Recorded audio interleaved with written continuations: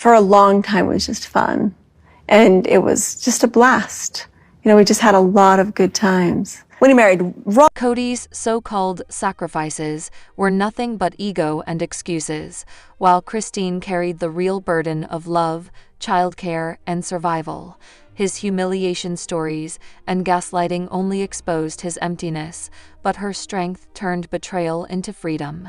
In the end, his sacrifice was a lie, and her choice was liberation. The shock came not from a family celebration, but from the tragic loss of a son, and yet the cameras kept rolling. What viewers didn't know is that some of the so-called heartfelt moments of reconciliation were not filmed before the tragedy. They were filmed after Garrison's death, carefully edited and shuffled forward to create a false narrative. The image was one of a father waking up, reaching out, attempting to heal. The reality was far darker. A network and a patriarch working together, knowingly or unknowingly, to manipulate grief into television drama. This is where the story begins, not with healing, but with the raw wound of loss wrapped in the polished gloss of TV editing. Garrison's passing tore through the family like a storm, and while no one can fully comprehend the depths of his struggle, there are threads that cannot be ignored. Depression had left him withdrawn, a shadow of the vibrant young man he once was. Those close to him saw the signs. Janelle herself voiced concern long before tragedy struck, pointing out her son's withdrawn state. She had heard him, seen him, worried for him. Yet from the father's side, silence. Kody chose distance, enforcing rules, demanding obedience, telling Janelle to force her sons out when they resisted his authoritarian demands during the pandemic. He told her that once they were 21, his karmic duty as a father was complete. He had given them a car, some advice, and in his mind, that was the end of fatherhood. And then came the dinner scene, remembered vividly by viewers. Garrison sat at that table, looked across at his father, and delivered words soaked in pain. He had bought a house, enrolled in school, purchased the car his father told him never to buy, and his father knew none of it. Not because it was hidden, but because Kody had not cared to know. A son crying out not for approval but for recognition. This is where the narrative of father trying to reconnect rings hollow. It wasn't a wake-up call. It was already too late.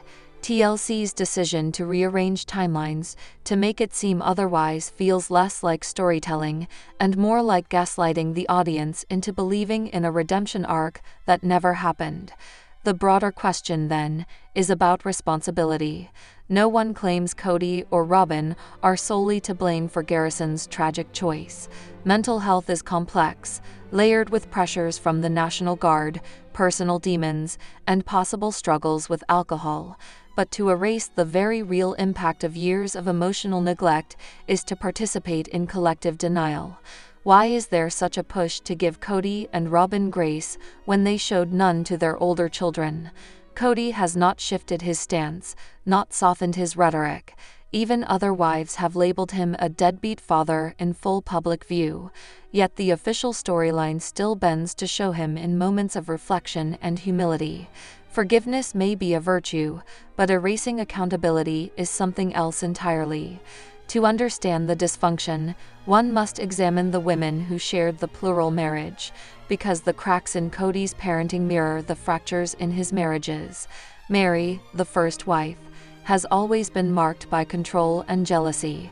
Her pain, understandable as it may be, often erupted in ways that poisoned the atmosphere. Christine, warm but deeply needy, mirrored that jealousy and demanded more from Kody than he ever offered. She sacrificed years of her life, nights of work, and her own happiness in exchange for the hollow promise of family unity, only to be humiliated repeatedly by a husband who admitted he was never truly attracted to her. Robyn, on the other hand, entered the marriage not as an equal, but as a queen crowned by Kody's obsession. She projected the image of sisterhood while quietly demanding loyalty to herself and her children above all others.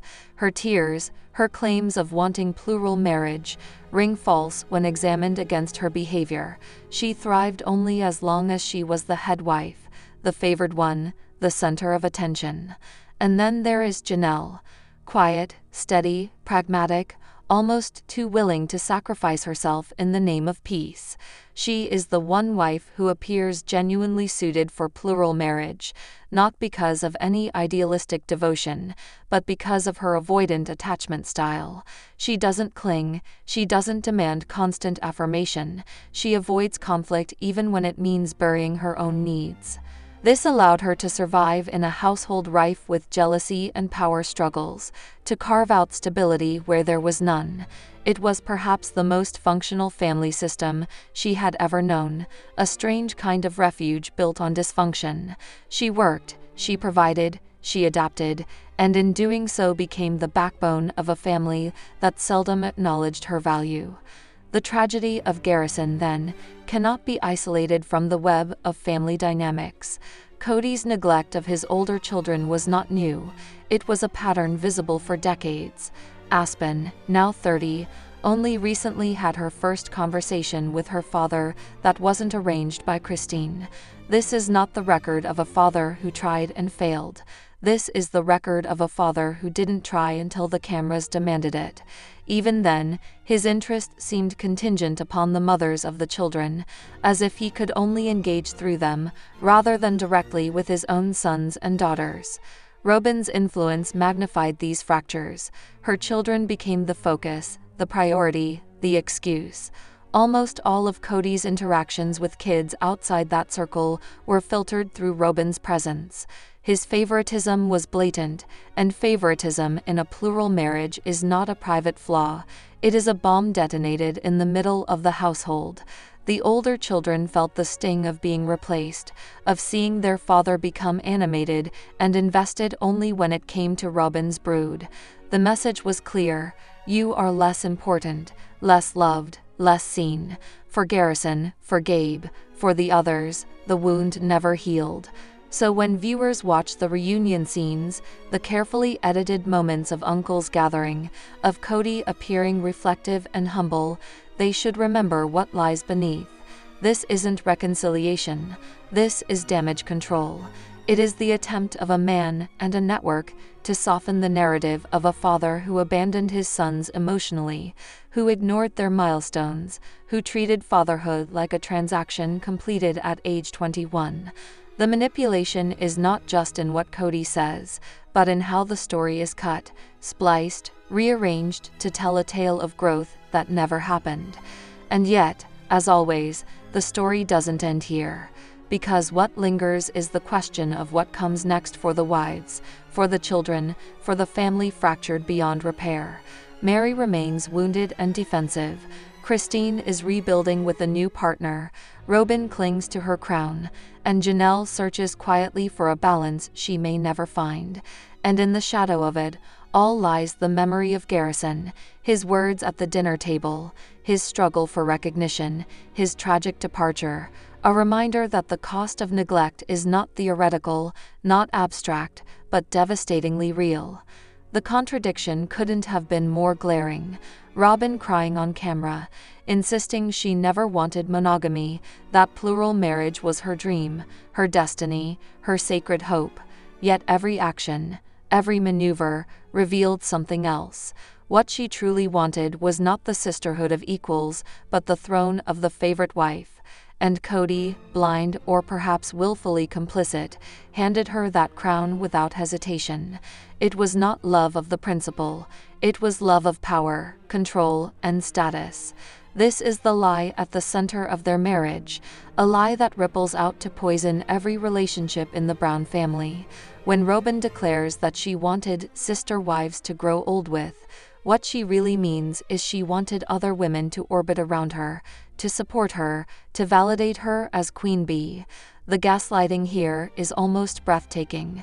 Viewers are told one story, but the reality on screen shows another. A woman who cries when the other wives resist her dominance, who bristles when the children of the older marriages don't bow to her pregnancies and tantrums, who treats plural marriage as a stage on which she is the headliner and everyone else is background. This hypocrisy didn't just create resentment in the family, it reshaped Kody's entire worldview. Robyn's broken first marriage became the lens through which Kody interprets every divorce, every conflict, every word of criticism from his other wives. He has absorbed her narrative as gospel. Robyn spoke openly, publicly, about her ex-husband, painting him in the darkest colors, alienating her children from their biological father until he relinquished custody altogether. Kody watched this happen, and instead of questioning or seeking a balanced view, he internalized it as universal truth. All divorces are poisoned wells. All ex-wives turn children against their fathers. All criticism is brainwashing. This is the heart of Kody's paranoia when Christine left, when Janelle challenged him, when even Mary questioned his loyalty. He saw not their pain, not their lived reality, but the ghost of Robyn's divorce, haunting him like a twisted playbook. The irony, of course, is that the real poison in his relationships came not from ex-wives whispering in the ears of children, but from his own neglect, his favoritism, and his refusal to show up as a father. And then came the bizarre mid-season break, timed so strangely it begged for explanation. February 2 to April 20, a stretch that seemed arbitrary on the surface, but made haunting sense once the hidden timeline was revealed. Within that window lay two dates that shattered and defined the Brown family forever. March 5, the day Garrison passed, and April 10, his birthday. The decision to halt the show during this time now reads as less of a production quirk and more of a deliberate pause, perhaps at the request of Janelle or other grieving family members. No one wanted to watch Kody posture on screen while burying a son off screen. No one wanted birthday celebrations for the cameras when the family was still in shock. This was grief, raw and uncontainable, colliding with the relentless machinery of reality television. But even here, questions remain. Was this pause truly about respect and privacy, or was it yet another act of narrative control, a way to soften the blow, to reposition Kody before the audience could fully process the connection between years of neglect and the ultimate tragedy? TLC stretched out the season, yes, but they also stretched out the pain, forcing viewers to sit in limbo while the family lived through heartbreak. Against this backdrop, one of the most awkward and telling moments unfolded, not in the form of a tragedy, but in the form of a dinner table conversation that left fans squirming.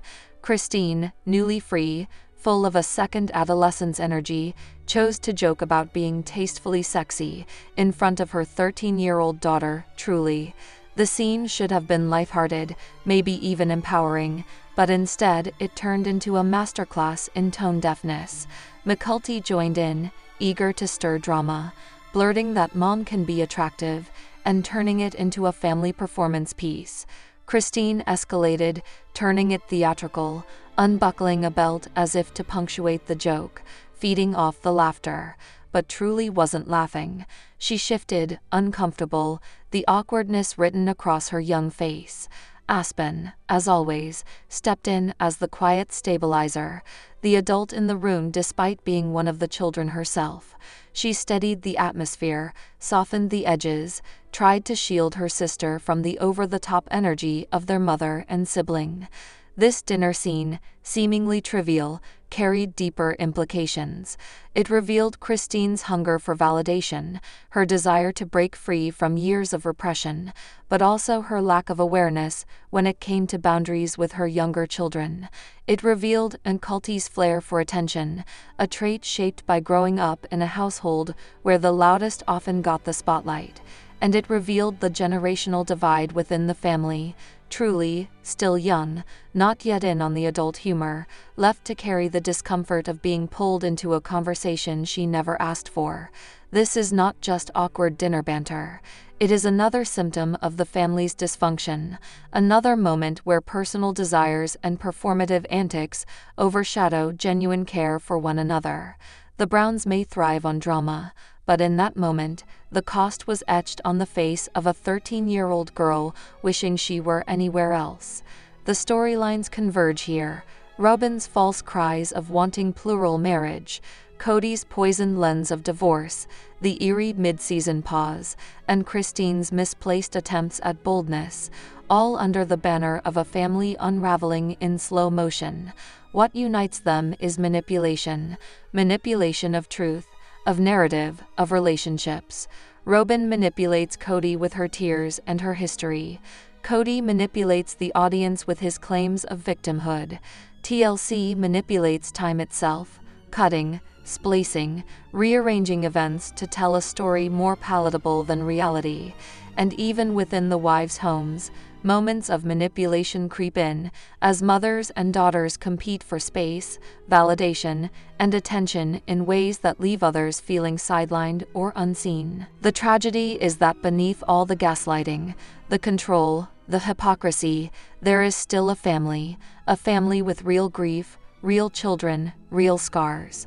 The manipulation may twist the narrative, but it cannot erase the truth. Garrison's absence is permanent. Truly's discomfort is real. The favoritism shown to Robyn and her children is undeniable. And the question that lingers after every episode, after every dramatic cut, is not whether Kody and Robyn will be forgiven, or whether Christine will find her confidence, or whether Janelle will finally leave. The real question is how much longer this family can continue to be consumed by its own performance before the damage becomes irreversible. The show keeps moving, the edits keep coming, the tears keep falling on cue, but the wounds are deeper than any script can conceal. It began with a knife-to-the-kidneys speech that shocked viewers across the world, Cody Brown claiming with righteous fury that he had sacrificed everything for Christine, that he had poured himself into their marriage only to be betrayed in the end. But peel back the layers of his outrage, and you find not sacrifice, not devotion, but an empty performance, one that redefined humiliation as love and neglect as duty. The truth behind Kody's so-called sacrifices is uglier than anything he has ever admitted. He gave up nothing, he endured nothing, and the only person who paid the price was Christine herself. From the earliest years of their marriage, Christine bore the weight of childcare almost entirely alone. Nights spent working while still raising children, days consumed with cooking, cleaning, and managing the chaos of a sprawling plural household. She was the one holding sick babies, wiping tears, balancing schedules, and quietly suppressing her own desires for love, romance, or even a moment of genuine care. Kody, meanwhile, floated in and out as it suited him, present when it served his image, absent when it required real effort. To call this a sacrifice on his part is not just misleading, it is gaslighting on a grand scale. He convinced himself, and attempted to convince the world, that he was the martyr in the marriage, when in truth, Christine was the one bleeding herself dry to keep their family afloat. The infamous nacho cheese story illustrates this imbalance better than any other moment. Kody repeated the tale on camera and in print, turning it into a running gag about his lack of attraction to Christine from the very start. What he presented as a quirky anecdote was nothing less than public humiliation, a reminder to his wife and to the audience that she was never desirable to him, that their intimacy was a burden he endured, a sacrifice he made. This wasn't humor. This was cruelty packaged as storytelling, an ongoing knife twisted in the back of the woman who had given him 6 children and the best years of her life. And then came the therapy ambush, when Kody brought a therapist on their anniversary trip, turning what should have been a private celebration of love into a staged intervention. Instead of intimacy, Christine got analysis. Instead of romance, she got criticism. Every milestone that should have strengthened their bond was instead weaponized as proof of her supposed failings and his alleged endurance. In Kody's narrative, his presence at all was a gift, his tolerance of her a sacrifice. He turned his lack of attraction into a badge of honor, as though choosing to stay in a marriage where he felt nothing made him noble. But what does it say about a man when his greatest sacrifice is simply existing beside a woman he never loved? The timeline makes the truth clearer. In the early years, Christine poured herself into the role of mother, often overshadowed by the rivalry with Mary and the toxic dynamics of the household. Kody's affection was never steady, his attention always divided, his favoritism increasingly obvious once Robyn entered the picture. Instead of standing by Christine, he began to publicly belittle her, comparing her unfavorably, withdrawing affection, and letting his resentment leak into every interaction. By the time their marriage collapsed, he claimed betrayal and heartbreak, yet the reality was stark. He had been emotionally gone for years, checked out long before Christine found the courage to walk away. The so-called sacrifices Kody raged about during his knife in the kidney speech were not acts of love, but acts of selfishness reframed as nobility. He sacrificed by having children with a woman he admitted he was not attracted to. He sacrificed by spending time with her when his mind and heart were elsewhere.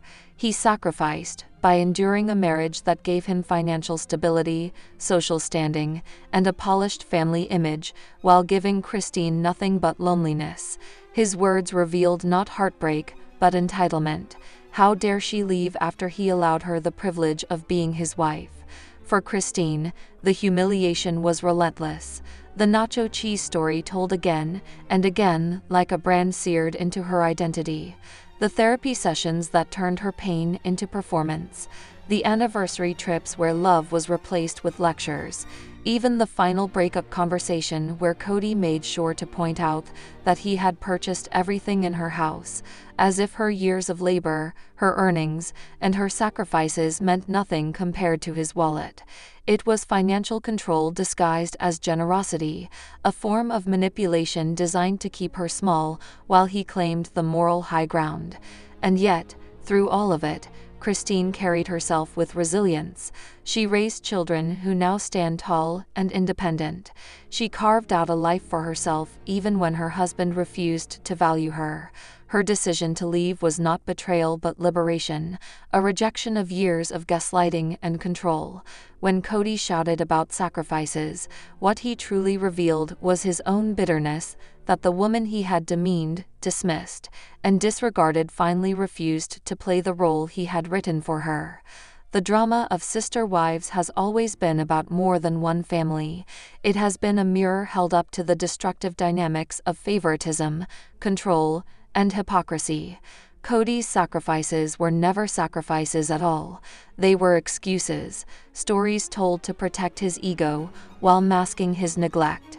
Christine's sacrifices, on the other hand, were real. Her time, her dreams, her dignity, her youth.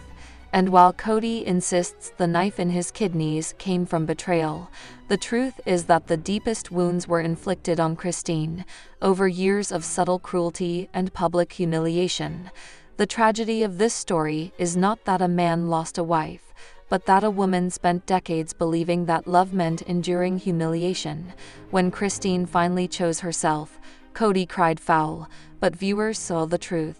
The only sacrifice he ever made was tolerating a life he didn't want, and he turned even that into a weapon against the woman who had given him everything. And as the narrative unfolds, one can't help but wonder how many more knives were twisted in silence, and how many more truths remain buried beneath the performance of sacrifice. Thanks for watching.